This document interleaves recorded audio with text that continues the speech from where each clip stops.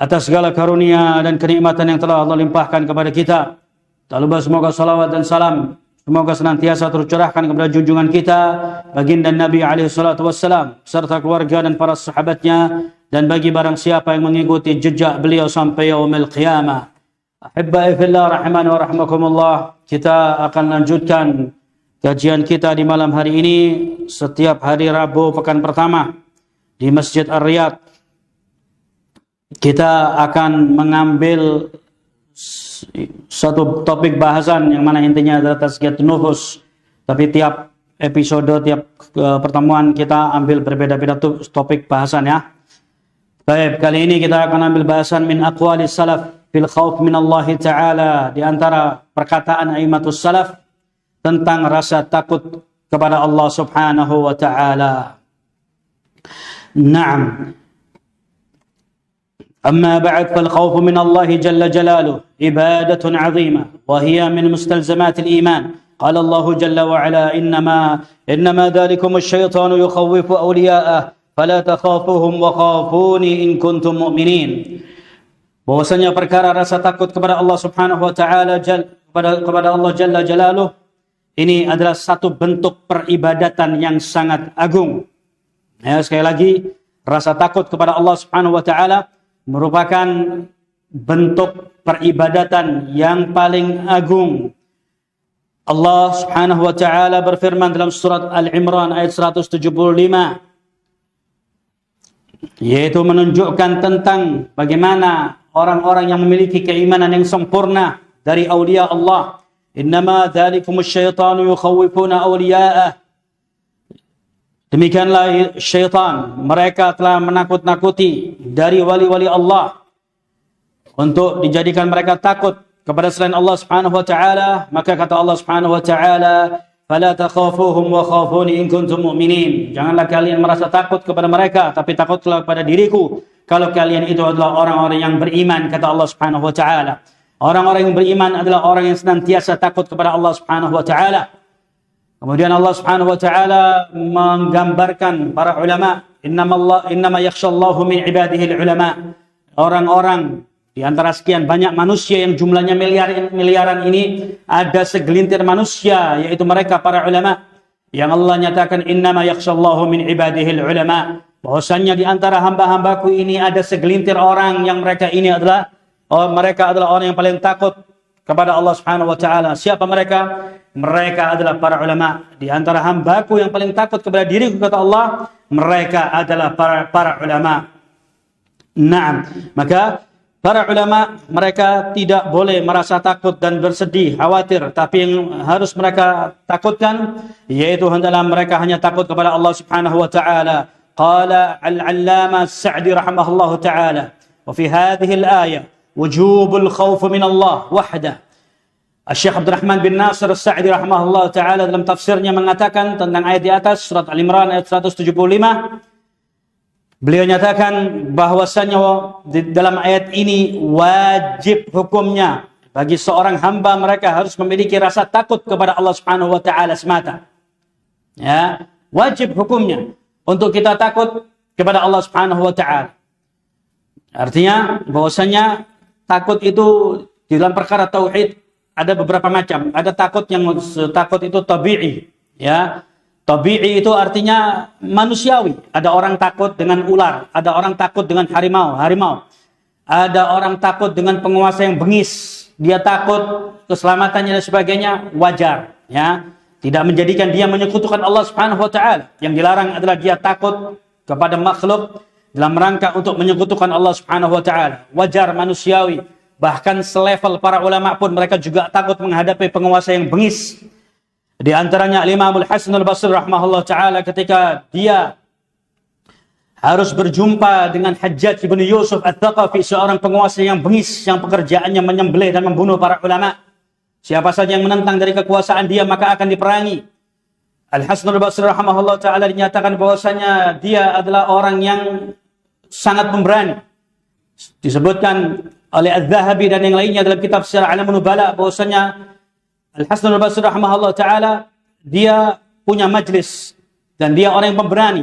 dan dia memiliki sifat ataupun karakteristik ataupun dari sisi wajahnya, tubuhnya, disebutkan bahwasanya saking sempurnanya Al-Hasan al-Basri, bahwasanya Al-Hasan al-Basri ini mirip dengan para anbiya dari sisi tubuhnya, dari sisi elok rupawannya, dan dari sisi keilmuannya, sehingga Al-Hasan al-Basri rahimahullah ta'ala diberi julukan, bahkan yang memberi julukan adalah Hajjaj ibn Yusuf al-Thaqafi, anta ya Abu Sa'id sayyidul ulama. Ketika itu Al-Hasan al-Basri rahimahullah ta'ala dia memiliki kebiasaan memiliki durus. Ketika dia memberikan durusnya, tiba-tiba datang Hajjaj ibn Yusuf al-Thaqafi ke majlisnya dengan membawa bala tentara, yang mana ketika itu Hajjaj ibn Yusuf al-Thaqafi dia sudah mempersiapkan untuk menyembelih Al-Hasan al-Basri rahimahullah ta'ala. Maka Al-Hasan al-Basri rahimahullah dia tetap memberikan durusnya, dan manusia terheran dan terkaget-kaget ketika datang seorang penguasa yang bengis Hajjaj ibn Yusuf ke majlisnya Al-Hasan al-Basri rahimahullah ta'ala. Maka Al-Hajjaj bin Yusuf mengatakan kepada Al-Hasan al-Basri, "Ta'al ya Abu Sa'id." Kemari engkau wahai Abu Sa'id. Diminta Al-Hasan al-Basri untuk mendekat kepada Hajjaj bin Yusuf al-Thaqafi. Maka ketika itu dijumpai, diperintahkan untuk mendekat. Mendekatlah kemari sampai dia duduknya berdampingan dengan Hajjaj bin Yusuf. Maka bertanyalah Hajjaj bin Yusuf tentang perkara-perkara agama. Maka dijawab dengan baik dan sempurna, dengan keilmuan yang luar biasa oleh Al-Hasan al-Basri rahimahullah ta'ala. Dia memberikan jawaban yang lugas, jawaban yang tepat, jawaban yang ilmiah, sehingga Hajjaj bin Yusuf al-Thaqafi dia luluh hatinya ketika itu, ketika melihat keilmuan dari keilmuan dari Al-Hasan al-Basri rahimahullah ta'ala. Dia mengatakan, Hajjaj mengatakan kepada Al-Hasan al-Basri rahimahullah ta'ala, "Anta ya Abu Sa'id, anta sayyidul ulama." Wahai engkau Abu Sa'id, kunyah dari Al-Hasan al-Basri, engkau adalah sayyidul ulama.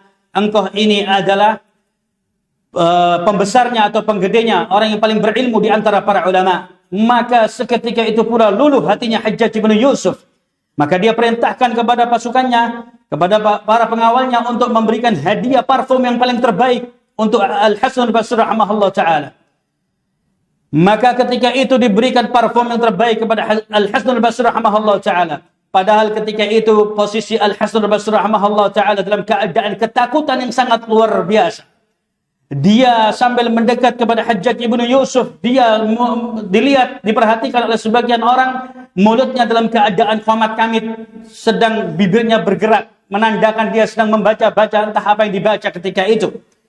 Maka diberikanlah parfum yang terbaik oleh Hajjaj ibn Yusuf dan mengatakan, "Anta sayyidul ulama." Bahkan diberikan di jenggotnya ketika itu. Maka pergilah Al-Hasan al-Basri rahimahullah ta'ala keluar dari ruangan Hajjaj bin Yusuf.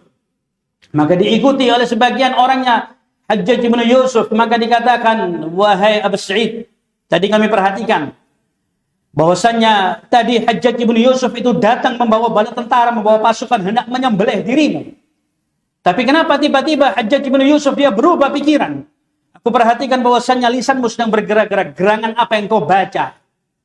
Maka kata Al-Hasan al-Basri rahimahullah ta'ala bahwasannya aku dalam keadaan ketakutan yang sangat luar biasa. Ketika yang dihadapi adalah Hajjaj bin Yusuf Al-Thaqafi, seorang penguasa yang bengis. Maka kata Al-Hasan al-Basri rahimahullah ta'ala, aku sedang dalam keadaan ketakutan yang luar biasa. Aku membaca, berdoa kepada Allah subhanahu wa ta'ala. Wahai zat yang mengabulkan doa seorang hamba. Wahai zat yang menolong seorang hamba. Bahwasannya tolonglah diriku, jadikanlah azab dari Hajjaj bin Yusuf ini sebagai sesuatu yang mendinginkan dan menyelamatkan diriku, sebagaimana engkau telah menyelamatkan Ibrahim dari api. Maka dibacalah firman Allah, "Ya naru kuni bardan wa salama ala Ibrahim." Wahai api, jadilah engkau dingin untuk menyelamatkan Ibrahim alaihi salatu wassalam. Itulah yang dibaca oleh Al-Hasan al-Basri rahimahullahu ta'ala. Saking takutnya dia menghadapi penguasa yang zalim, dia berdoa kepada Allah subhanahu wa ta'ala untuk diselamatkan dari azab yang akan ditimpakan kepada Al-Hasan al-Basri rahimahullahu ta'ala. Al-Hasan al-Basri rahimahullahu ta'ala seorang tabi'in yang dilahirkan di tahun kedua pemerintahan dari Umar bin Khattab radhiyallahu anhu. Beliau berguru dengan para sahabat ridwanullah alaihim ajma'in. Bahkan ketika ibunya sedang hamil, ketika itu ibunya mendekat kepada Umar bin Khattab radhiyallahu anhu untuk didoakan, dan didoakan oleh Umar bahwasanya akan lahir yaitu seorang anak menjadi ulama. Dan Al-Hasan al-Basri rahimahullah taala dia dilahirkan dan berguru dengan para sahabat. Naam, demikian pula dengan Al-Imam Ahmad bin Hanbal rahimahullah taala yang dia ketika itu hidup di zaman 5 generasi Khalifah Abbasiyah yang semuanya adalah penguasa yang bengis, yang tidak segan-segan membunuh para ulama dan kaum muslimin yang tidak sependapat dengan penguasanya. Dan Imam Ahmad bin Hanbal rahimahullah taala diciduk karena tidak mau mengatakan Al-Quran itu adalah makhluk. Imam Ahmad mengatakan Al-Quran kalamullah ghairu makhluk. Al-Quran itu firman Allah dan bukan makhluk. Karena penguasanya ketika itu dipengaruhi oleh orang-orang Jahmiyah wal Mu'tazilah wal Asy'ariyah wal Maturidiyah, yang mereka yaitu memiliki propaganda mengatakan bahwasanya Al-Quran itu adalah makhluk, sehingga dijadikan sebagai dustur, sebagai undang-undang negara. Siapa yang tidak sependapat dengan penguasanya, maka akan diperangi, termasuk Imam Ahmad bin Hanbal rahimahullah taala. Imam Ahmad rahimahullah taala dia diciduk, beliau dimasukkan penjara, beliau disiksa, beliau dipukul, beliau diintimidasi untuk merubah pikirannya, untuk mengatakan Al-Quran adalah makhluk. Imam Ahmad tetap pada pendiriannya mengatakan Al-Quran adalah firman Allah dan bukan makhluk. Kemudian di generasi khalifah yang terakhir atau sebelumnya khalifah yang keempat, maka khalifah tersebut memerintahkan kepada pasukannya untuk menjemput Imam Ahmad di dalam penjara untuk dieksekusi di hari itu. Maka dijemputlah Imam Ahmad untuk dieksekusi oleh penguasanya di hari itu. Maka Imam Ahmad juga merasa ketakutan yang sangat luar biasa. Beliau berdoa kepada Allah Subhanahu wa taala, beliau berdoa untuk diselamatkan, untuk tidak berjumpa dengan penguasa yang bengis tersebut. Maka Imam Ahmad berdoa dan doanya dikabulkan oleh Allah Subhanahu wa taala. Maka seketika itu pula penguasanya mati mendadak ketika itu pula. Tiba-tiba penguasanya mati. Dicabut nyawanya oleh Allah Subhanahu wa taala. Imam Ahmad berdoa, janganlah engkau pertemukan diriku dengan penguasa yang bengis ini ya Allah. Maka seketika itu pula dicabut nyawanya oleh Allah Subhanahu wa taala. Maka pengawal-pengawal dari sang raja kembali ke istana karena mendengar bahwasanya rajanya meninggal dunia, maka Imam Ahmad batal untuk dieksekusi. Nah, jadi tidak mengapa bagi seorang hamba dia takut. Ketakutan yang wajar ketika dia takut untuk menghadapi mara bahaya. Dia takut kepada binatang, dia takut kepada apapun, tapi tidak menjadikan dia syirik kepada Allah Subhanahu wa taala. Naam, qala wa fi hadhihi al-ayah wujubul khauf min Allah wahdahu wa annahu lawazimul iman fa'ala qadra iman al-'abd yakunu khawfahu min Allah. Berkata Syekh Abdurrahman bin Nasir As-Sa'di rahimahullah taala, bahwasannya rasa bentuk kepada Allah Subhanahu wa taala ini adalah satu bentuk kewajiban bagi seorang hamba. Hendaklah dia senantiasa merasa takut kepada Allah Subhanahu wa taala semata. Ya, takut kepada Allah Subhanahu wa taala semata. Bahwasanya ini merupakan dari bentuk kelaziman keimanan bagi seorang hamba. Bahwasanya dia harus menjadikan rasa takutnya kepada Allah Subhanahu wa taala, dan ini bagian dari keimanan yang sempurna bagi seorang hamba. Bahwasanya di antara keimanan seorang hamba, dia harus memiliki rasa takut kepada Allah Subhanahu wa taala. فمن زاد إيمانه وقيته معرفته بالله جل جلاله زاد خوفه من الله عز وجل. Barang siapa yang dia bertambah rasa takutnya kepada Allah Subhanahu wa taala, maka otomatis yaitu dia akan menjadi orang yang semakin menjadi takut kepada Allah Subhanahu wa taala. Semakin dia takut kepada Allah, maka keimanan dia derajatnya naik, ya. Derajat dia naik dari sisi keimanan dia kepada Allah Subhanahu wa taala. Qala al-'Allamah Ibnu Al-Qayyim rahimahullah taala, "Fa kullama kana al-'abdu billahi a'lam, kana lahu akhwaf." Kata Imam Syekh Islam Ibnu Al-Qayyim rahimahullah taala, barang siapa dari seorang hamba ketika dia semakin mengenal Allah, semakin mengetahui Allah, Dia tahu hak dan kewajiban dia kepada Allah. Ya. Fakullama kana al-'abdu billahi a'lam. Dan setiap hamba ketika dia semakin mengenal kepada Allah Subhanahu wa taala, kana lahu akhwaf. Maka di sanalah seorang hamba dia akan semakin menjadi takut kepada Allah Subhanahu wa taala. Ya. Jadi semakin seorang hamba dia mengenal Allah, maka semakin itu pula dia merasa takut kepada Allah Subhanahu wa taala. Ini yang dinyatakan oleh Al-Imam Ibnul Qayyim rahimahullahu taala. Wa nuqsanul khawf min Allah innama huwa li nuqsani ma'rifatul 'abdu bihi. Dan ketika seorang hamba dia sudah tidak merasa takut kepada Allah Subhanahu wa taala, dia sudah tidak merasa takut kepada Allah Subhanahu wa taala, ini menunjukkan bahwasannya ini semua menunjukkan dia tidak mengenal Allah Subhanahu wa taala. Dia mengalami degradasi, semakin orang tidak takut kepada Allah, maka menunjukkan orang tersebut dia tidak mengenal Allah Subhanahu wa taala.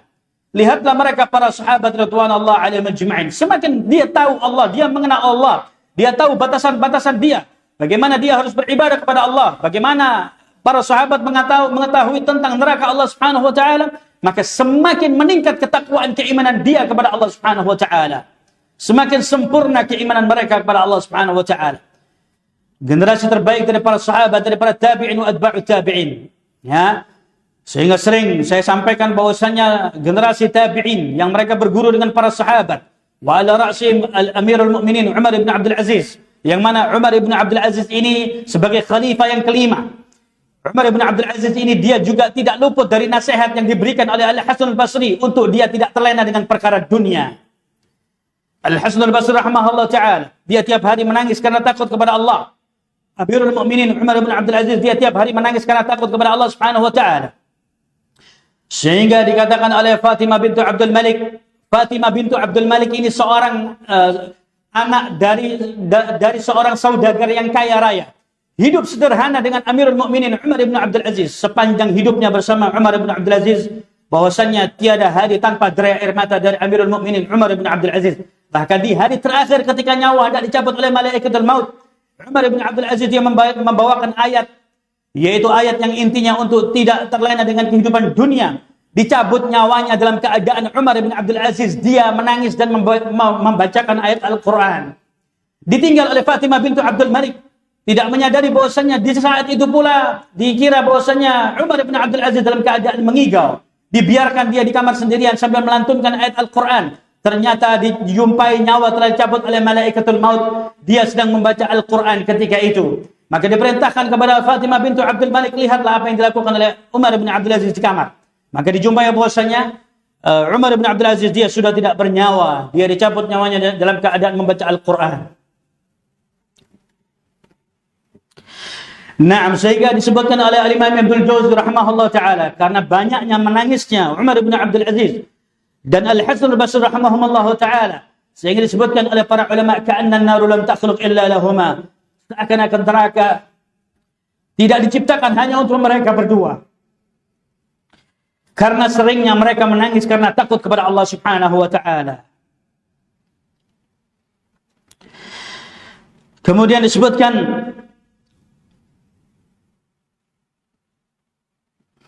Al-Imam Ibnul Qayyim rahimahullah ta'ala, wa nuqsanul khawf min Allah innama huwa li nuqsani ma'rifatul al-'abdu bihi. Dan bahwasanya ketika seorang itu dia sudah tidak merasa takut kepada Allah, hilang rasa takutnya atau berkurang rasa takutnya kepada Allah Subhanahu wa ta'ala, maka ini semua menunjukkan bahwasanya dia kurang mengenal Allah Subhanahu wa ta'ala.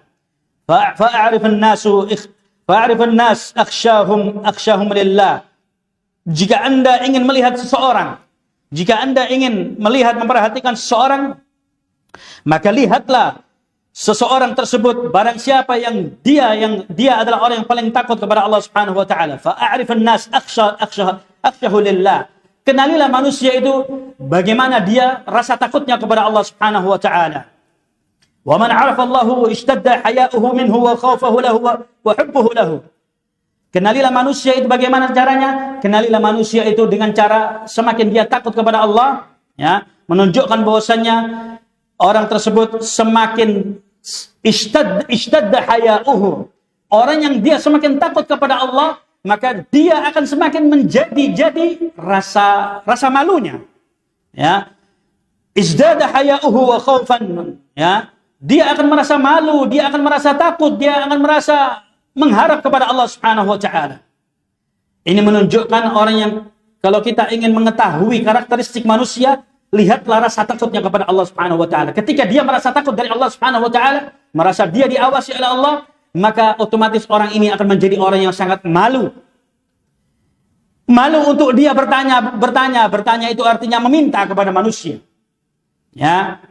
Meminta belas kasihan dari manusia, meminta hutang kepada manusia, ngerecokin kehidupan manusia. Ketika melihat orang punya duit direcokin, ya, ditanya apa kerjaannya, kemudian dia minta nomor HP-nya, kemudian dia hutang dengan alasan anaknya, istrinya, sebagainya. Ya. Ketika semakin menjadi orang itu takut kepada Allah, maka semakin menjadi rasa malunya kepada Allah Subhanahu wa taala dan kepada manusia. Sebagaimana disebutkan oleh para ulama atau Az-Zahabi dan yang lain dalam kitab Syiar A'lamun Nubala bahwasanya Al-Hasan Al-Basri adalah orang yang dia tidak pernah bertanya atau meminta kepada manusia. Ya, sudah lewat dari pembahasan kita dari kitab Arba'in Nawawiyah. Kalau kita ingin dicintai oleh Allah, ya, dan kita ingin dicintai oleh manusia, jangan kita pernah bertanya kepada manusia, artinya kita meminta-minta belas kasihan kepada manusia. Kadang-kala manusia ini nggak senang privasinya, kehidupannya direcoki oleh orang lain. Walaupun kita tahu teman kita orang yang kaya raya. Kadang-kala orang punya duit dia nggak suka untuk diminta-mintain.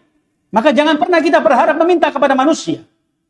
Ya, kalau kita ingin dicintai oleh manusia, ya, wazhad bima indahum. Kalau kita ingin dicintai oleh manusia kata Rasulullah, maka berlaku zuhudlah dari apa yang dimiliki oleh manusia. Ya, kalau kita ingin dicintai oleh manusia, berlaku zuhud. Tahu teman kita kaya, alhamdulillah, dia kaya raya, alhamdulillah, semoga berkah hartanya, keluarganya, pekerjaannya. Ya, jangan pernah kita meminta-minta kepada mereka. Nah, sehingga Al-Hasan Al-Basri dia nggak pernah meminta-minta kepada manusia. Nah, tadi disebutkan bahwasanya semakin menjadi seorang, dan ketika kita hendak melihat karakteristik seorang, lihatlah. Ketika dia merasa takut kepada Allah, maka dia akan memiliki rasa malu. Malu untuk dia bertanya itu meminta kepada manusia. Untuk meminta belas kasihan dari manusia. Ya. Naam, dan dia akan merasa khaufan wa raja'an. Dia akan merasa takut dan dia akan merasa mengharap hanya kepada Allah Subhanahu wa taala. Lis-salaf aqwal fil khauf min Allah taala. Dan di antara a'immatus salaf ada beberapa ucapan-ucapan yang menunjukkan rasa takutnya mereka kepada Allah Subhanahu wa taala. Naam. Qala Abu Sulaiman Ad-Darani. Qala Abu Sulaiman Ad-Darani rahimahullahu taala, aslun kullu khairin fid dunya wal akhirah al-khawf min Allah azza wa jalla. Berkata Abu Sulaiman Ad-Darani rahimahullahu taala, pokok dari segala kebaikan yang ada di dunia ini, di dunia dan di akhirat. Pokok dari segala kebaikan yang ada di dunia dan di akhirat, al-khawfu minallahi azza wa jalla. Pokok dari kehidupan yang baik di dunia atau di akhirat, yaitu rasa takutnya kepada Allah Subhanahu wa taala. Wa qala ma faraqal khawfu qalban illa kharaba. Dikatakan oleh Abu Sulaiman Ad-Darani rahimahullahu taala, tidaklah hati ini dia berpisah, ya, terpisah sejenak saja, ya, dari rasa takutnya kepada Allah Subhanahu wa taala, niscaya hati ini akan rusak. Ya. Orang kalau dia sudah tidak punya rasa takut kepada Allah Subhanahu wa taala, rusak hatinya. Nah, ketika dia sudah tidak punya rasa takut kepada Allah Subhanahu wa taala, dia sudah tidak punya rasa malu. Ya, enggak punya rasa malu. Enggak punya rasa takut apa, enggak ada, sudah hilang, dicabut oleh Allah Subhanahu wa taala. Sehingga disebutkan bahwasanya ketika hati ini sejenak saja tidak memiliki rasa takut, niscaya hati ini akan menjadi hati yang rusak. Maka hati-hati, ya, hati-hati, sudah banyak model tipe manusia yang dia tidak memiliki rasa takut kepada Allah Subhanahu wa taala. Kadangkala penampilan al-haibah wal hay'ah, dia pasang jenggotnya, ya, dia seakan-akan menegakkan sunnah, padahal di belakang itu semua, ya, hanya dirinya dan Allah Subhanahu wa taala yang mengetahuinya. Nah, sudah tidak bisa dijadikan filter bahwasannya penampilan dia yang seakan-akan sunnah, ya, yang mana bahwasannya penampilan ini harusnya bisa menyelamatkan dirinya dari perbuatan dosa dan maksiat kepada Allah, dari meminta-minta kepada manusia, tapi itu semua hilang. Ya, hilang. Dengan penampilannya yang dia berjenggot, jenggotnya panjang, tidak segan-segan dia masuk ke kafe untuk nyanyi. Ini beneran terjadi. Ya, nyanyi. Ketika dimanapun ada tempat, ada live musik atau di mana di situ disiapkan tempat untuk seorang itu karaoke atau nyanyi, maka dia nyanyi. Ya, nah di lain sisi kemudian kalau dia lagi suntuk dan sebagainya, suntuknya itu dia akan membawakan dalil dengan cara copy paste. Ya, cari dalil-dalil tentang orang-orang kikir dan bakhil. Ya. Kalau dia sudah mengupload atau dia membagikan status dengan seperti itu, berarti ada yang dituju. Ada yang dituju orang-orang yang tidak dimintain, ya, diminta-mintain dari sebagian hartanya nggak dikasih, maka dia mengeluarkan dalil tentang kikir dan bakhil dan pelit. Ya. Nah, dalilnya sahih dari Al-Qur'an, dari hadis dia bawakan. Dia copy paste. Zaman sekarang nggak ada yang sulit, tinggal buka Google searching dalil kikir, dalil orang yang bakhil, keluar semua dalilnya. Ya. Maka itu yang dijadikan senjata. Naam, dia tidak segan-segan untuk meminta-minta kepada manusia ketika seorang tidak mau memberikan harta kepada dirinya, maka dia akan kata-katain. Ya. Naam, maka sehingga itu hati orang-orang yang sudah rusak. Ketika rasa takut itu kepada Allah sudah tidak ada, maka hatinya rusak. Ya. Dia tidak segan-segan untuk menjustifikasi seseorang karena tidak bisa memberikan keinginan hawa nafsunya. Nah, orang semacam ini sudah sakit jiwanya. Ya, orang semacam ini sakit jiwanya. Maka hati-hati ketika berjumpa dengan manusia yang setipe dengan manusia seperti ini, jangan mudah kita tertipu dengan kamuflase yang dia hadirkan di hadapan kita. Bahwasanya penampilan itu tidak bisa kita lihat setelah kita tahu kita bermuamalah kepada dia. Ya. Nah, sehingga disebutkan oleh Abu Sulaiman ba'da qawlihi, maka ketika dimasukkan kepada rumahku, menjadikan diriku menjadi orang yang takut kepada Allah, maka dikatakan bahwasanya tidak ada yang menjadikan sesuatu yang lebih menakutkan ketika sudah sampai perkataan, ketika aku ditanya mana yang lebih engkau takutin.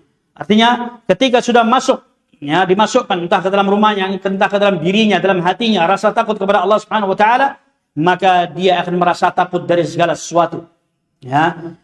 Nah, tapi ikhwan fillah azani Allah wa iyyakum, rasa takut kepada Allah Subhanahu wa taala. Ketika seorang hamba dia dimasukkan ke dalam dirinya rasa takut kepada Allah Subhanahu wa taala, maka ketika dia menjadi seorang pedagang, maka dia akan menjadi pedagang yang baik. Ketika dia menjadi seorang penguasa, maka dia akan menjadi penguasa yang baik. Ketika dia menjadi tetangga, maka dia akan menjadi tetangga yang baik. Ketika dia menjadi seorang suami, maka dia akan menjadi seorang suami yang baik. Ketika dia menjadi seorang anak, maka dia akan menjadi anak yang baik. Ya, demikian seterusnya. Ketika rasa takut itu sudah dimasukkan kepada diri seorang hamba, maka dia akan takut dari segala sesuatu. Seorang pedagang, bahwasanya pedagang itu di hadapan dia itu bukan sekedar untung dan rugi, tapi di hadapan dia itu ada surga dan neraka kelak di yaumil qiyamah. Banyak di antara pedagang yang mereka sudah tidak mengindahkan koridor-koridor syar'i, mana itu perkara yang halal, mana perkara yang syubhat, mana yang perkara yang haram. Inna halalul bayyin wal haramu bayyin wa bainahuma umur mushtabihat. Bahwasanya perkara yang halal itu jelas kata Allah, perkara yang haram itu jelas, dan di antara keduanya ada perkara yang samar-samar. Faman ittaqa syubhati faqad istabra'a lidinihi wa 'irdihi. Barang siapa yang dia menghindar dari perkara yang syubhat, maka sesungguhnya dia telah menyelamatkan dirinya, ya, dari apa yang ditakutkan dari azab Allah Subhanahu wa taala. Dia selamatkan dirinya dan harga dirinya. Contohnya ketika orang yang banyak melanggar dari perkara-perkara syar'i, yaitu mereka para kontraktor atau mereka para pengembang-pengembang properti yang mereka tidak pernah bisa lepas bersinggungan dengan bank perbankan. Ya. Yang mereka tidak akan bisa lepas dengan perkara perbankan. Seakan-akan bahwasanya rumahnya itu kalau tidak dijual ke bank nggak laku. Seakan-akan bahwasanya mereka nggak percaya dengan rezeki yang datangnya dari Allah Subhanahu wa taala. Ya. Naam. Mereka akan menggunakan segala cara yang penting barang dagangannya laku. Mereka jadi dari sisi kelembagaan yang namanya bank, ya bank itu ya bank. Orang tahu, bank itu tempatnya orang ngapain sih? Orang udah pada tahu. Ya, lembaga perbankan itu sudah tahu di dalamnya ada penyakit apa, ada keburukan apa, orang udah bertahu. Cuman semua orang atau sebagian orang ini belagu, ini menjadi orang bego. Ya. Udah tahu bahwasanya kelembagaan bank itu ada sesuatu yang menjadikan diharamkan di dalamnya. Apa itu? Riba. Ya, walaupun diganti dengan istilah syariat apa, wa ma adraka ma syariat, walaupun yang jaganya ataupun pelayannya ataupun satpamnya pakai peci, pakai kerudung, pakai jilbab, ya tetap. Ya. Nah, sehingga sebagian orang hila, dia berdusta atau dia berbohong dan bohongnya itu dikemas dengan kemasan yang ya di mata manusia itu sah-sah saja. Ya. Maka dengan cara bagaimana dia melakukan hila, dia pengembang-pengembang ini, padahal pengembang ini sudah ada akad namanya PKS, perjanjian kerjasama yang sudah diteken. Dan ketika terjadi jual beli maka dia harus teken bersama istrinya. Ya. Maka pengembang-pengembang ini dia memiliki hila. Hila itu berbohong tapi bohongnya halus. Ya, sehingga kasat mata nggak nampak orang. Nah, dia mencoba untuk mengelabui hukumnya Allah Subhanahu wa taala dengan cara bagaimana? Dengan cara dia akan melakukan akad dengan siapa? Dengan marketing. Ya, entah dia marketing independen atau marketing yang dia ada agen resmi. Ya. Maka dia mengatakan kepada agen atau marketing, wahai agen, wahai marketing, saya jual rumah saya kepada Anda, saya transaksi kepada Anda. Ya. Saya jual kepada Anda 700 juta. Saya nggak mau tahu Anda mau jual 1 miliar berapa, itu terserah Anda. Ya. Dan urusan perbankan Anda yang ngurus, saya nggak mau ngurus. Oh siapa? Oke, siap. Maka dijualkan oleh agen, laku 800, laku 8,5, laku. Kemudian akad dengan bank, yang mana bank itu butuh tanda tangan dari pemilik properti. Ya, siapa pemiliknya? Ya orang pertama tadi. Ya, orang pertama. Dia akan melakukan tanda tangan akad di bank. Ya, sehingga tidak bisa mengatakan, loh, Ana sudah lepas diri, Ana sudah bertransaksi dengan agen. Agen dia bertanggung jawab. Nggak bisa, dari mana Anda melakukan tipu menipu ini? Dan ini banyak dipraktekkan. Ya, sudah ngaji semua, jenggotnya panjang-panjang. Ya. Nah, jadi dari sisi muamalah tidak ada rasa takut kepada Allah Subhanahu wa taala. Ya, pemimpin yang demikian dan siapapun ketika sudah tidak ada rasa takut kepada Allah, maka amanat itu akan luntur, ya. Baik, al-muadzin yuadzin.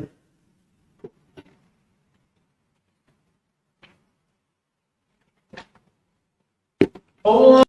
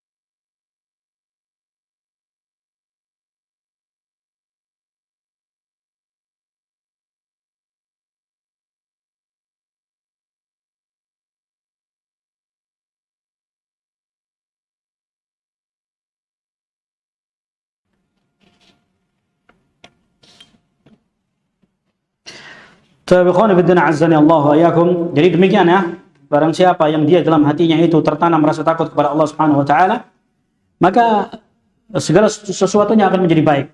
Ya. Bahwasanya rasa takut kepada Allah Subhanahu wa taala sebagaimana tadi dijelaskan oleh Abu Hafs, al-khaufu siraju fil qalb. Bahwasanya rasa takut itu adalah ibarat lentera yang akan menerangi, yang akan bisa membedakan dari perkara yang baik dan yang buruk. Naam. Kemudian disebutkan bahwasanya qala As-Sahal ibn Abdullah ibn Yunus At-Tusturi, man khafa Allahu ammanahu Allah. Dikatakan oleh Imam Sahal ibn Abdullah ibn Yunus At-Tusturi, barang siapa yang dia takut kepada Allah, maka Allah Subhanahu wa taala akan memberikan rasa aman kepada dirinya. Ya. Man khafallahu ammanahu Allah.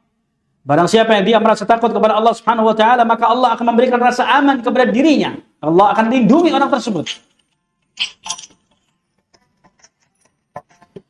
Nah, jadi bahwasannya orang yang takut kepada Allah Subhanahu wa taala, dia akan diberikan oleh Allah Subhanahu wa taala rasa aman. Qala Ibrahim ibnu Syaiban, idza sakana al-khawfu al-qalb ahraka mawadhi'u syahawati minhu wa tarrada ad-dunya anhu. Disebutkan oleh Ibrahim ibnu Syaiban, jika tinggal di dalam hati seseorang itu rasa takut, maka niscaya syahwat itu akan terbakar darinya. Ya. Dan dia tarrada dunya anhu, maka dia tidak akan terlena dengan perkara dunia. Ya. Saya ulang lagi dari Ibrahim ibnu Syaiban rahimahullah taala.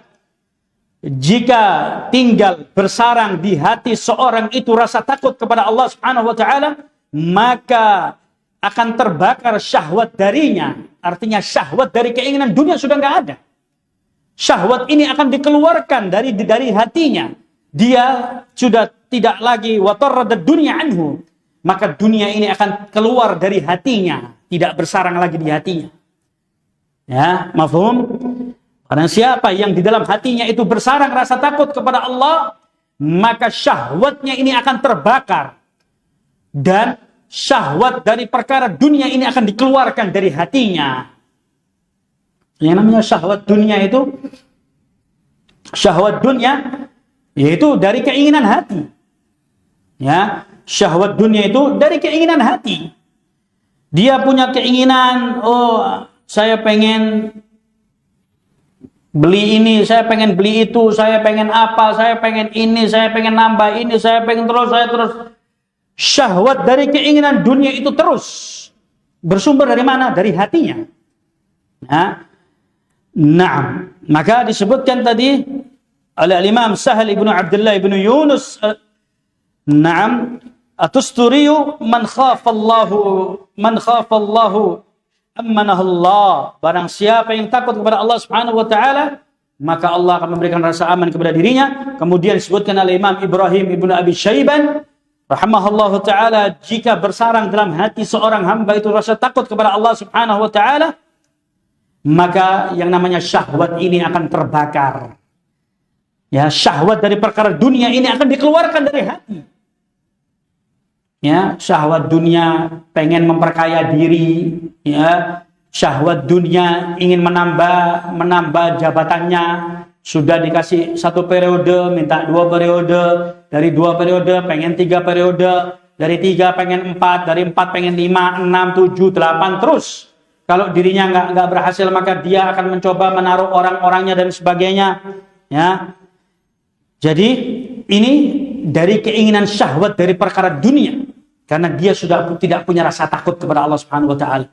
Dia akan menghalalkan segala cara untuk mengakomodir syahwat keinginan dia terhadap perkara dunia. Ya.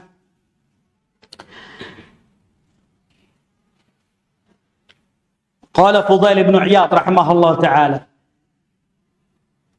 innama yuhabaka al-khalq ala qadri haibatuka lillah. Berkata Al-Imam Fudail ibn Iyad rahimahullahu ta'ala, Dia mengatakan, Al-Imam Fudail mengatakan bahwasannya orang itu atau manusia itu akan takut kepada dirimu dari mana? Dari rasa takutnya dirimu kepada Allah Subhanahu wa taala. Kata Imam Fudail bin Iyad rahimahullah taala, manusia itu akan takut kepada dirimu dari mana? Dari rasa takutnya dirimu kepada Allah Subhanahu wa taala. Ya. Lihatlah mereka para ulama yang mereka bimakna al-kalimah, yang mereka adalah orang yang takut kepada Allah Subhanahu wa taala. Subhanallah, mereka ini memang orang-orang yang diberikan kelebihan oleh Allah Subhanahu wa taala. Banyak manusia yang segan takut kepada, bukan takut gimana, tapi mungkin lebih lebih kepada segan. Ya, dan itu bisa kita jumpai dari para ulama, dari kehidupannya. Banyak dari manusia itu merasa takut atau segan kepada seorang alim, ya. Nah, inilah yang dikatakan oleh Imam Fudail bin Iyad rahimahullah taala, bahwasannya manusia itu akan takut kepada dirimu, itu semua dari rasa takutnya dirimu kepada Allah Subhanahu wa taala. Ya. Maka jika ingin kita orang itu merasa takut kepada kita, maka hendaklah kita merasa takut kepada Allah Subhanahu wa taala. Ya. Naam. Wa qala man khafa Allahu dallahu al-khawfu ala kulli khairi. Kemudian berkata Al-Fudail rahimahullah taala, barang siapa yang takut kepada Allah Subhanahu wa taala, maka Allah Subhanahu wa taala akan menunjukinya kepada perkara takut, yang mana perkara itu akan menunjukkan kepada dirinya perkara kebaikan. Ya. Naam. Jadi hendaklah kita tanamkan rasa takut kepada Allah Subhanahu wa taala, supaya rasa takut ini yang akan membimbing kita membedakan mana yang baik, mana yang buruk. Ya, rasa takut yang ada dalam hati kita ini yang akan menjadi lentera penerang kepada kita. Rasa takut ini akan menjadikan orang akan segan takut kepada kita. Ya, dan rasa takut kepada Allah ini juga akan menjadikan kita ini tidak gampang untuk meminta-minta kepada manusia. Ya. Nah, banyak dari para ulama yang mereka hidupnya sederhana, mereka lebih banyak kekurangannya dari sisi materi dunianya, tapi mereka tidak pernah merasa takut. Ya, tidak merasa khawatir. Mereka juga tidak pernah untuk meminta-minta kepada manusia. Ya. Nah, maka inilah rasa takut kepada Allah Subhanahu wa taala. Sehingga bahwasanya rasa takut ini yang juga akan menyelamatkan manusia dari segala bentuk apapun. Tadi sudah kita sebutkan bagaimana Al-Hasan Al-Basri menghadapi penguasa yang bengis yang hendak menyembelih dirinya. Imam Ahmad Ibnu Hanbal menghadapi penguasa yang bengis yang hendak membunuh dirinya. Tapi dengan rasa takutnya kepada Allah Subhanahu wa taala menyelamatkan dia dari segala bentuk mara bahaya yang sedang ketika itu hendak, yang mana boleh dikatakan sudah sedikit lagi nyawa hendak dibinasakan oleh penguasanya. Tapi Allah Subhanahu wa taala berkata lain. Karena dari rasa takutnya kepada Allah Subhanahu wa taala, dia selamatkan seorang hamba dari keburukan apapun yang ada di hadapan manusia. Ya, maka tanamkan rasa takut kepada diri kita. Tanamkan rasa takut kepada istri kita, kepada keluarga kita, anak-anak kita. Ya. Tanamkan rasa takut kepada para pedagang. Tanamkan rasa takut kepada para penguasa. Tanamkan kepada siapa saja yang mereka hendak selamat dari perkara dunia dan akhirat. Ya, yaitu hendaklah mereka merasa takut kepada Allah Subhanahu wa taala. Ya, bahwasanya perkara nasihat tentang rasa takut kepada Allah Subhanahu wa taala sebenarnya setiap Jumat sudah disinggung oleh para khutbah. Di awal khutbah. Ya, di awal khutbah para khutbah itu senantiasa membawakan ayat-ayat tentang ketakwaan kepada Allah. Kemudian ayuhan nas ittaqullah. Ya, wahai manusia bertakwalah kepada Allah, dan arti dari takwa itu adalah khafallah, takutlah kepada Allah. Ya. Diajak manusia ini setiap Jumat untuk takut kepada Allah, takut kepada Allah, takutlah kepada Allah, takutlah kepada Allah. Dibawakan ayat-ayat tentang ketakwaan, tapi nggak ngefek sama sekali. Ya, Nah, maka ikhwan fillah azani Allah wa iyyakum, bahwasanya rasa takut kepada Allah Subhanahu wa taala ini akan menyelamatkan kita. Tapi kalau orang dia tidak punya rasa takut kepada Allah, ya, dalam urusan perkara dunia saja, perkara bisnis, ya, tadi sudah saya sebutkan contohnya para pelaku dunia properti zaman sekarang ini, ya, kebanyakan diketok-ketok apa segala macam, dicat ulang, ya. Kemudian speedometernya diulang lagi, direndahkan kilometernya, macam-macam. Ya. Nah, dia ngangkat barang murah, kemudian dirapikan, dia ngejual dengan harga ya standar atau di atas standar. Ya, artinya dia mendapatkan untung banyak. Untungnya banyak. Nah, untung. Dari sisi materi, untung. Dia nggak rugi, untung. Baik. Kemudian dalam haditsnya Hakim Ibnu Hizam dalam Sahih Bukhari Muslim, bahwasanya perkara ketika Rasulullah Sallallahu Alaihi Wasallam menjumpai seorang pedagang buah, di atasnya itu ditata buahnya itu yang bagus-bagus, yang busuk ditaruh di bawah. Rasulullah memasukkan tangannya ke bawah, maka dilihat terjumpai bahwasanya di dalamnya itu basah, artinya buahnya busuk. Kata Rasulullah, ini apa? Ya Rasulullah, ya supaya ini kan orang nggak ngelihat bahwasanya ini kita yang taruh di atas itu yang baik-baik saja, yang jelek-jelek nggak usah kita tampilkan lah. Ya. Nah, kata Rasulullah Sallallahu Alaihi Wasallam bahwasanya jual beli itu, ya, jika antara penjual dan pembeli itu saling jujur, ya, bahwasanya sadaqah wa bayyanu wa sadaqu, Burikalahuma fi bai'ihima. Burikalahuma fi bai'ihima. Jika antara pedagang, penjual dan pembeli saling jujur, saling terbuka, menerangkan barangnya, ya, maka Allah Subhanahu wa taala akan memberikan keberkahan di antara keduanya. Wa in kadzaba wa katama muhiqat barakatu bai'ihima. Jika ada salah satu yang berdusta, salah satu. Kebanyakan yang dusta kan biasanya pedagang, tapi yang beli pun kadang-kadang dusta. Jika salah satu di antara keduanya itu ada yang disembunyikan, ada yang diumpetin, ya, tinggal jujur, ya, maka apa kata Rasulullah? Muhiqat barakatu bai'ihima. Allah akan cabut keberkahan di antara keduanya. Allah cabut keberkahan dari penjualnya, Allah cabut keberkahan dari pembelinya. Ya, yang jual untung, alhamdulillah untung 5 juta, lumayan, masuk kantor. Tapi duitnya entah kemana, duit itu entah kemana dia nggak tahu. Tiba-tiba duit habis, nggak berkah duitnya. Ya, duitnya habis entah kemana dia nggak sadar. Yang beli mobil dipakai mogok, dikit-dikit masuk bengkel, terus jajanin terus.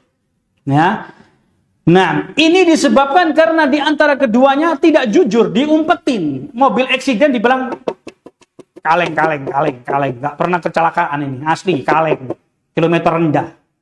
Ya, nah, kalau pembelinya dustanya bagaimana? Dustanya para pembeli, dia nakal.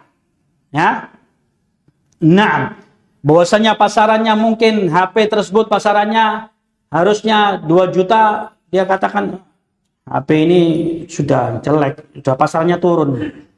Yang ngejual nggak tahu berapa harganya, lagi BU butuh duit, ya sudah deh, gue bayarin berapa deh, 1 juta deh, 1 juta udah bagus, udahlah Pak, tolong Pak, saya lagi butuh ini anak saya, udah 1 juta aja, padahal itu HP pasarannya 2 juta, ya karena BU, ya sudah deh, ini belinya sambil neken, beli neken ini juga nggak boleh, ya. Orang yang BU ditekan-tekan, sudah kecekek mau mati ditekan. Ente daripada nggak anak beli, ente ke sita bank, dijual sama bank seenaknya. Ya udahlah Pak, ya nggak apa-apa Pak, bayarin Pak, nggak apa-apa, terpaksa ngejualnya.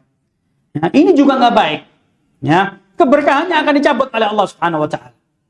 Ya, jadi perkara jual beli ini bukan perkara untung dan rugi, tapi adalah perkara rasa takut kepada Allah Subhanahu Wa Taala. Ya. Jadi camkan baik-baik, jangan kita ini cuma berdagang cari untung, nggak mau rugi. Ya, Kalau kita berdagang, kita bermuamalah itu kita iringi, kita barengi dengan rasa takut kepada Allah Subhanahu wa taala, maka di situ ada keberkahan di antara mereka berdua. Kalau mereka sedang bersyirka, maka Allah akan memberikan barang siapa di antara dua orang, kurang lebih hadisnya seperti itu, dua orang dia yang sedang bersyirka, berkongsi ya dalam bisnisnya, yang ketiga itu adalah Allah Subhanahu wa taala di antara mereka. Kalau mereka saling jujur. Tapi kalau ada yang nggak jujur, yang satu modalin, yang satu jalanin, kemudian akhi afwan rugi, anak rugi, padahal jangan. Rugi. Ya nggak apa-apa, rugi. Tapi keberkahan dicabut oleh Allah Subhanahu wa taala, ya. Maka sekali lagi bahwasanya perkara muamalah apapun itu kita kalau tidak dibarengi dengan rasa takut kepada Allah Subhanahu wa taala, maka tunggulah kehancurannya, kebinasaannya. Ya, dalam urusan jabatan, yang ini adalah tahun politik.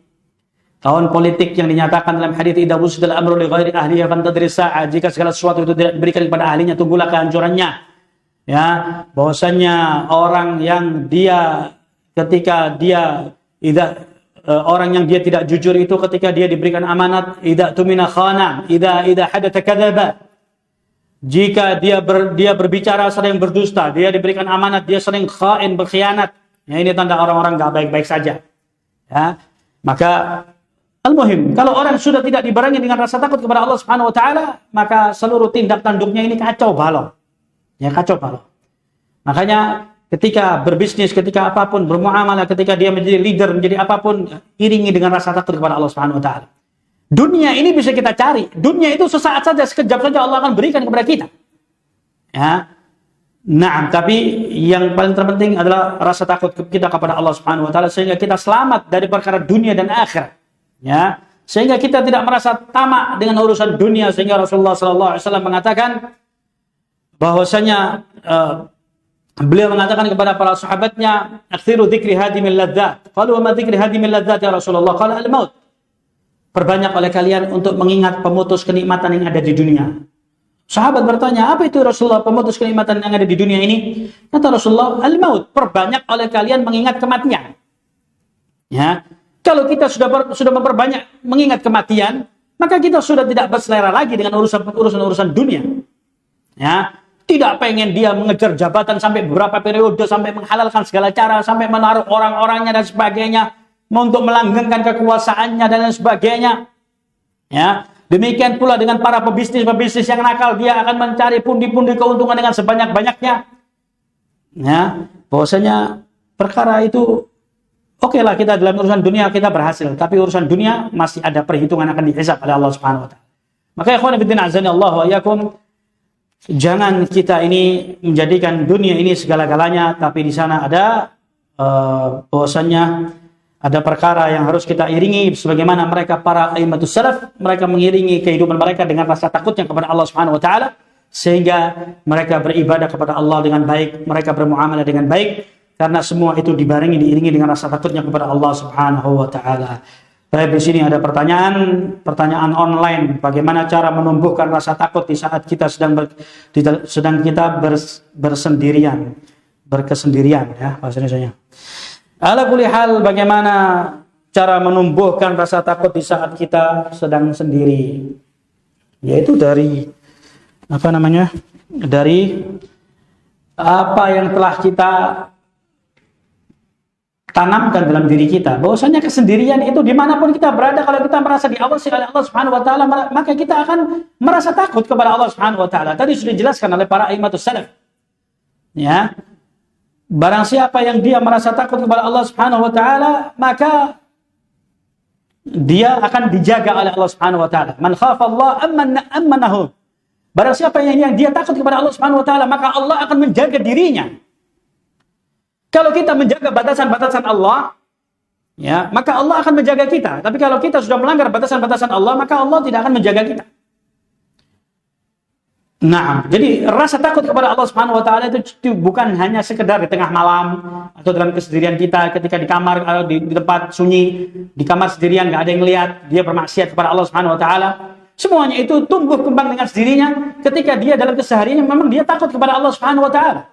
Tapi kalau dia dari awal sudah tidak takut kepada Allah, maka dia akan rasa malunya hilang. Ya, rasa malunya hilang sehingga para sebagian aimatus salaf mengatakan kalau seandainya dosa itu bisa berwujud bau, maka betapa malunya diriku. Ya, kalau dosa ini diwujudkan oleh Allah berupa bau yang busuk, nggak tahu apa yang akan terjadi.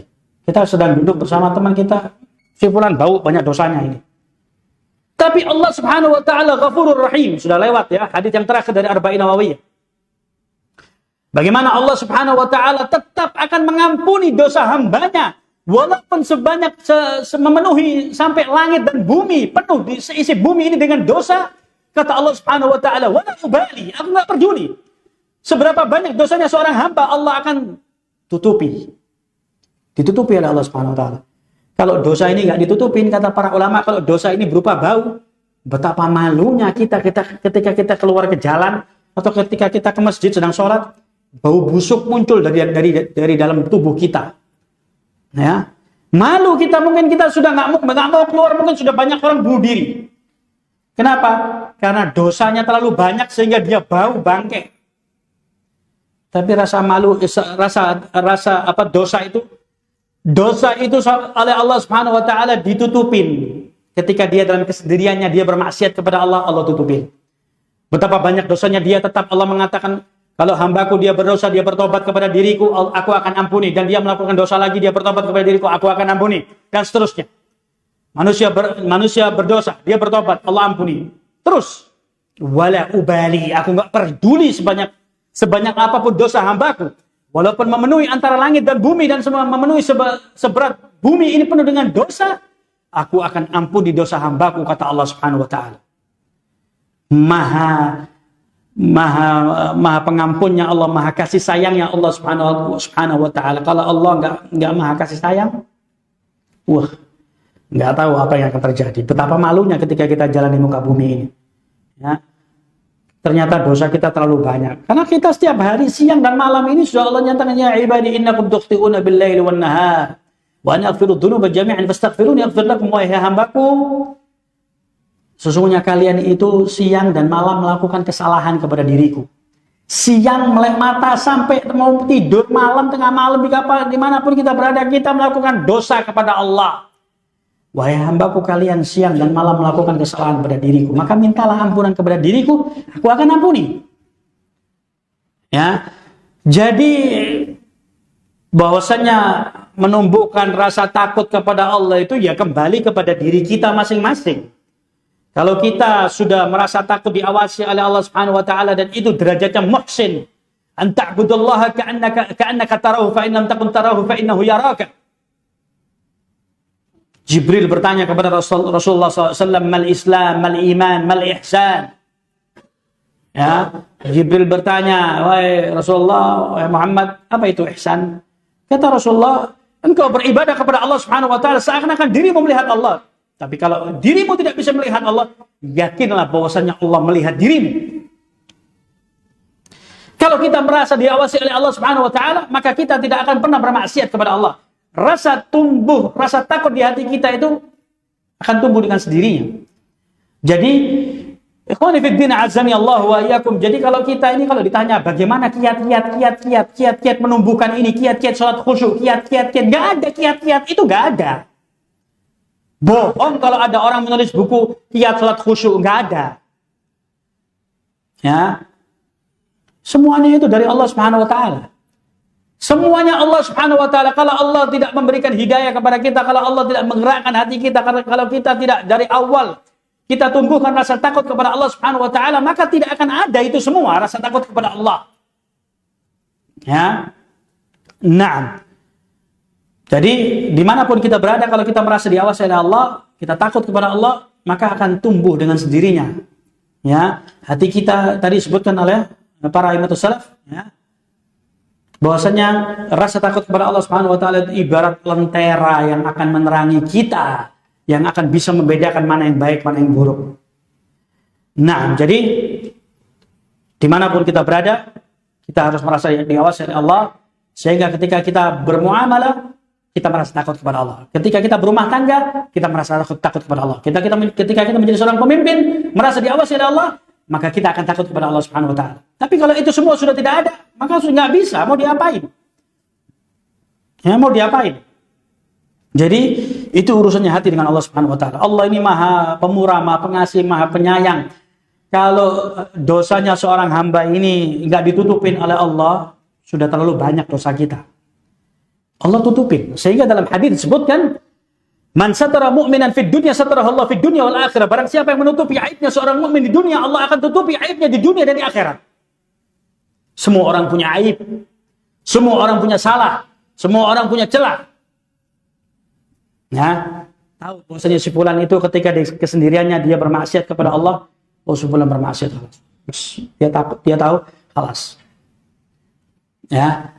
Nah, jadi demikian ya, kawan. Jadi bahwasanya kiat-kiat menumbuhkan apapun itu bentuknya tidak ada. Ya, menumbuhkan rasa cinta pun itu datangnya dari Allah Subhanahu wa taala, bukan kita cinta itu cinta-cintaan seperti cinta monyet. Ya. Bagaimana lagu yang dinyatakan bahwasanya cinta itu seperti tai kucing rasa coklat. Ya, bohong kalau orang mengatakan aku cinta padamu, enggak ada. Cinta itu dari Allah Subhanahu wa taala. Allah yang menumbuh kembangkan. Min ayatihi an khalaqa lakum min anfusikum azwajan litaskunu ilaiha wa ja'ala bainakum mawaddatan wa rahmah. Inna fi dzalika laayatin liqaumin yatafakkarun. Di antara tanda-tanda kebesaran Allah, Allah jadikan kalian itu berpasang-pasangan, laki-laki pasangannya wanita, wanita pasangannya laki-laki. Kalau di luar itu berarti sakit jiwa.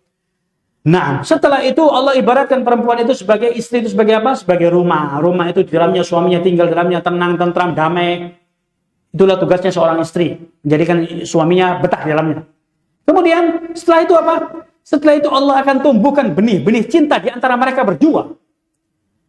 Ya, cinta itu akan tumbuh dengan sendirinya. Nggak perlu penjajakan. Oh, kita harus PDKT, ta'aruf Islami, ta'aruf Sunnah, ta'aruf apapun namanya, nggak ada. Supaya kita saling mengenal karakteristik. Karakteristik mau mengenal bagaimana, nggak pernah tidur bersama kok. Kalau sudah tidur bareng, makan bareng, nangis bareng, ya itu tahu karakternya. Kalau sedang di dunia maya nggak mungkin. Hai, apa kabar? Sudah makan belum? Lagi apa? Ngapain? Oh, cintanya tumbuh kembang. Bullshit, omong kosong. Ya. Nah, maka semua itu urusan hati itu dengan Allah Subhanahu wa taala, ya. Jadi saya nyatakan tidak ada kiat-kiat nggak ada. Saya nggak ngerti kiatnya itu apa. Karena urusannya hati dengan Allah Subhanahu wa taala. Ya.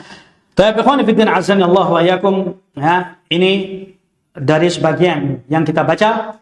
Insyaallah kita lanjutkan dengan aqwalus salaf. Ya, dari ucapan-ucapan a'immatus salaf bagaimana rasa takut mereka kepada Allah Subhanahu wa taala, ya.